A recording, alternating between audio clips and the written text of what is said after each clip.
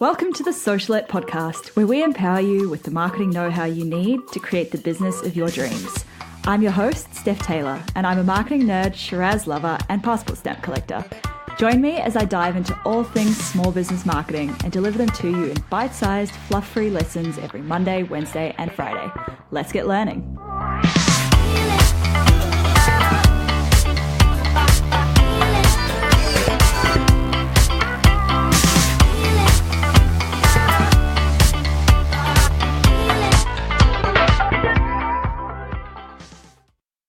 Hey, welcome to Socialette. This is episode 116.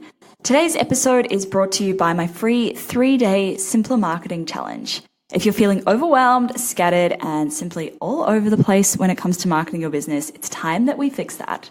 Over the 3 days, we'll clarify, simplify, and streamline how you market your business so that you're getting the best results possible for your limited time, money, and energy. I'll also share some of my biggest hacks for saving time when it comes to marketing your business so that you don't have to spend all of the hours trying to do all of the things every single day. Head to stephtaylor.co/challenge to register for the free 3-day challenge. All right, today's episode is a Friday listener Q&A episode. And the question I'm answering today is, what's the best way to plan out my content? Remember, if you have a question you'd like answered on this podcast, please slide into my Instagram DMs at stephtaylor.co and let me know what it is. I've had quite a few people ask this question, so I had quite a few people ask how they should be planning their content. Maybe it's something to do with the fact that it's a new year and everyone wants to start planning for 2019 and everyone's trying to get their ducks in a row. Anyway, there isn't one answer to this question. To be honest, it's a lot more trial and error until you find something that works for you personally. Luckily for you, I've done a heck of a lot of trialing and erroring myself, so I can share a couple of different methods with you. One thing to note is that you might be tempted to try and plan the entire year's content out in one go.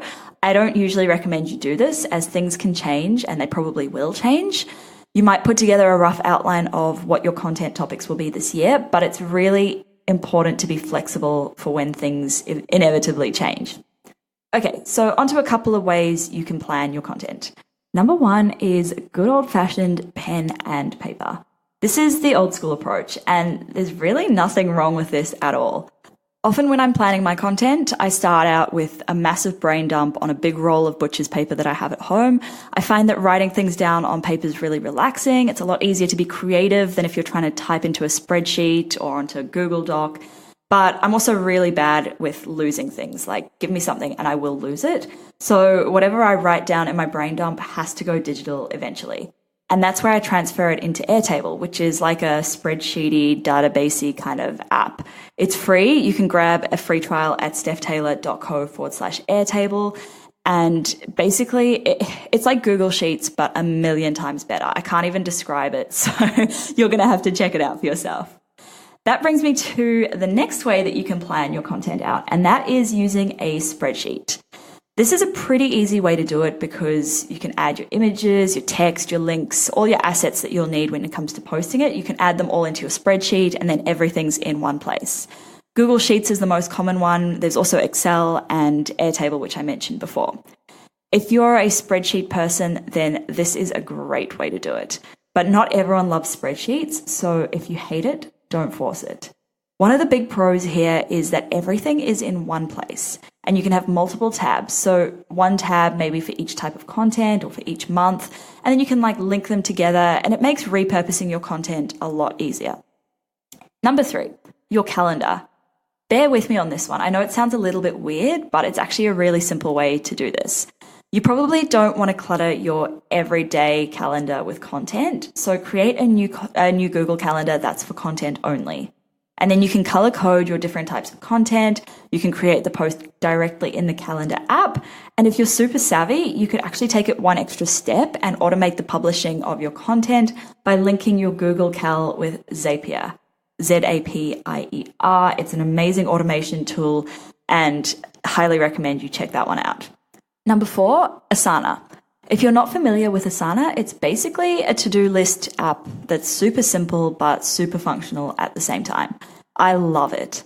I don't use it to plan my content, but I know a few people who do and who swear by it.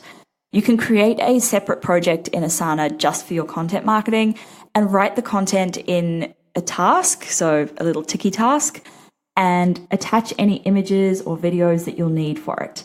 Then it'll pop up in your daily to-do list when you need to post a piece of content, and you'll never forget about it because it's just there integrated with your normal to-do list.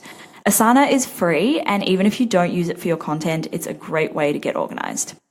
Number 5, Trello. I don't even know how to describe what Trello is. It's like a Kanban board app thing. It's a really great way for organizing all of the stuff that's in your brain, but it's also a really good way to plan your content.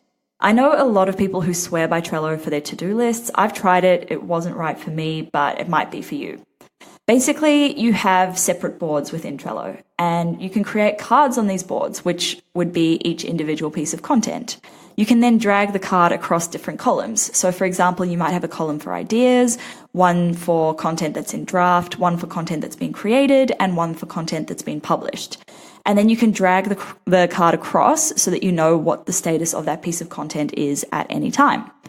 Trello is also free, and it is definitely worth checking out. Number 6, a content scheduling app. All content scheduling apps are not equal. Some of them will let you plan out content just for one platform. So for example, Planoly will only let you plan content for Instagram, whereas others are for multiple platforms. Some of them will auto-post to your platforms, others require you to publish the content yourself. And of course, the pricing varies a lot. A couple of different content scheduling apps you could look at include CoSchedule, Buffer, Planoly, Hootsuite, Sprout Social. The list honestly just goes on and on. It really comes down to your own personal preference and needs. Just because one app is right for somebody doesn't mean it's going to be right for you. Okay, so there you have it. 6 ways to plan out your content. Of course, there's no reason why you can't use a combination of these tools or even just do it your own way. At the end of the day, there's no right or wrong way to do it. It's just about finding a way that works for you and that you can stick to. That's it for this episode. Remember to head to stephtaylor.co/challenge to sign up for my free 3-day Simpler Marketing Challenge if you haven't done so already. And make sure that you hit subscribe or follow if you're listening in Spotify so that you don't miss any new episodes released every Monday, Wednesday, and Friday. And if you have a little bit of time to spare, I'd love it if you could leave me a quick rating and a review. Thanks so much for listening. Catch you next time.